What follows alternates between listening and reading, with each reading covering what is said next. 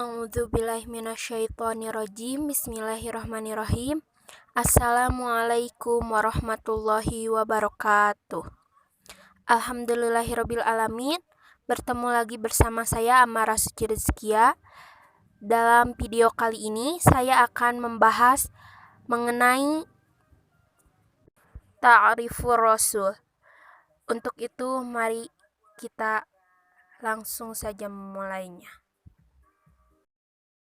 Secara etimologis, Al-Quran untuk menunjukkan konsep manusia terdiri atas 3 kategori, yaitu Al-Insan, Al-Bashar, dan Bani Adam. Kata Al-Insan disebutkan dalam Al-Quran sebanyak 73 kali, yang disebut dalam 43 surat. Kata Al-Insan dapat menunjukkan pada proses penciptaan Adam maupun proses manusia yang bertahap secara dinamis dan sempurna di dalam rahim. Kata Al-Insan tidak hanya merujuk kepada dimensi mental tetapi juga fisik.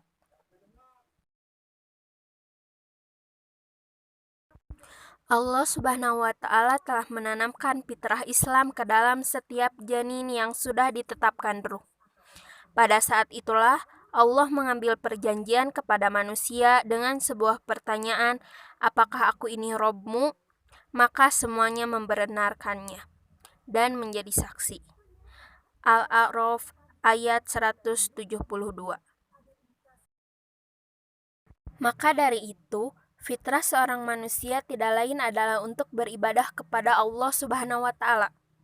Akan tetapi di dalam proses peribadahan itu terdapat banyak sekali penyimpangan, seperti menyembah dewa-dewi, bintang, arwah, binatang, matahari, malaikat yang dianggap anak perempuan Allah, dan berhala-berhala. Untuk mengatasi kekacauan yang terjadi, maka Allah Subhanahu wa Ta'ala mengutus para rasul dan memberikan petunjuk melalui wahyu yang Allah sampaikan lewat malaikat.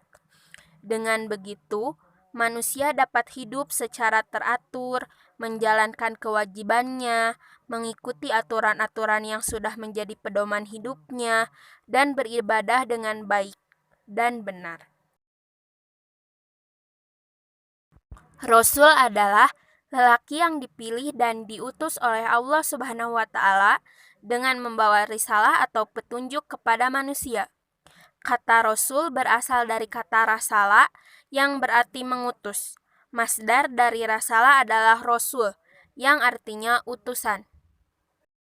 Ada 2 kata kunci agar kita dapat memahami definisi dari ar-Rasul, yaitu hamilur risalah dan qudwatu fi tatbiqi risalah.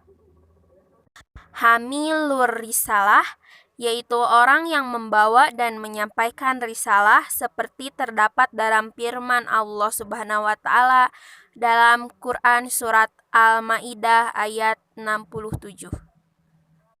Sedangkan qudwatu fi tatbiqi risalah adalah menjadi qudwah atau contoh bagi umat manusia dalam melaksanakan ajaran yang dibawanya, seperti terdapat dalam surah Al-Ahzab ayat 21. Ciri-ciri khusus Rasul yaitu yang pertama memiliki sifat asyiyah atau sifat dasar seperti sidik, jujur, amanah terpercaya, tabligh menyampaikan, dan patonah cerdas. Yang kedua, yakni memiliki mukjizat yaitu perkara luar biasa yang dapat dilakukan dengan izin Allah untuk melemahkan mereka-mereka yang menantangnya. Contohnya mukjizat Rasulullah yang dapat membelah bulan atas izin Allah. Yang ketiga, adanya al-bisyarat atau berita gembira atas datangnya. Yang keempat, adanya an-nuwat atau berita-berita kenabian yang disampaikannya. Dan yang terakhir yaitu adanya as-samarot atau hasil dakwah yang dilakukannya. Kedudukan Nabi Muhammad di dunia ini adalah sebagai seorang hamba yang memiliki nasib, garis keturunan, dan juga jasad. Sebagai seorang hamba Allah yang berwujud manusia, Nabi Muhammad juga seseorang yang makan, minum, mandi, buang hajat, mengantuk, tidur, dan berkeluarga. Seperti dalam surat Ar-Rod ayat 38. A'udzu billahi minasyaitonir rajim. Bismillahirrahmanirrahim. Walaqad arsalna rusulam min qablika wa ja'alna lahum arwajan wa dzurriyyah. Wa ma kana li rasuli ayati biyatin illa biidnillah. Likulli ajalin kitab. Nasab yang dimiliki beliau adalah nasab yang jelas, karena beliau terlahir di keluarga yang bersih dari zina. Aku terlahir dari pernikahan, bukan perzinahan. Hadis riwayat Baihaqi. Nabi Muhammad adalah rasul di antara rasul. Sebagai rasul, beliau menyampaikan misi, menunaikan amanah, memimpin umatnya, dan berdakwah. Keistimewaan dari beliau yaitu as-sunnah. Semua umatnya dapat memperoleh pahala jika melakukan sunnah-sunnah beliau. Ada 4 ulama madhab atau aliran fikih yang terkenal, yaitu Imam Hanafi, Imam Maliki, Imam Syafi'i, dan Imam Hambali. Rasulullah SAW memiliki sifat-sifat kerasulan sebagai berikut. 1. Al-Basyariyatul Kamilah. Rasulullah adalah manusia seutuhnya. Beliau memiliki jasad seperti manusia pada umumnya dan perasaan seperti manusia lainnya. Kedua, yaitu al-ismah. Karena Rasulullah memiliki sifat al-basyariyatul, maka dari itu Allah juga mengaruniai sifat al-ismah agar Rasulullah terpelihara dari kesalahan dan dosa.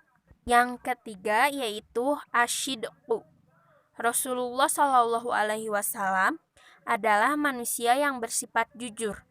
Beliau tidak pernah berdusta mengenai wahyu dari Allah Subhanahu wa Ta'ala. Yang keempat adalah fatonah. Karena bertugas memimpin manusia, Rasulullah SAW dikaruniai kecerdasan oleh Allah Subhanahu wa Ta'ala. Yang kelima yaitu al-amanah. Seorang rasul tentunya harus memiliki sifat amanah atau terpercaya. Yang keenam yaitu at-tabligh, menyampaikan. Risalah adalah sifat berikutnya. Yang keenam yaitu at-tabligh, menyampaikan risalah adalah sifat berikutnya. Selain itu adalah sifat rasul, itu juga tugas yang harus dilaksanakan oleh seorang rasul. Dan yang terakhir adalah al-islamul kamil. Rasulullah memiliki komitmen yang sempurna terhadap kebenaran. Beliau tidak pernah bergeser sedikit pun dari kebenaran. Alhamdulillahirabbil alamin. Sekian materi yang saya dapat sampaikan.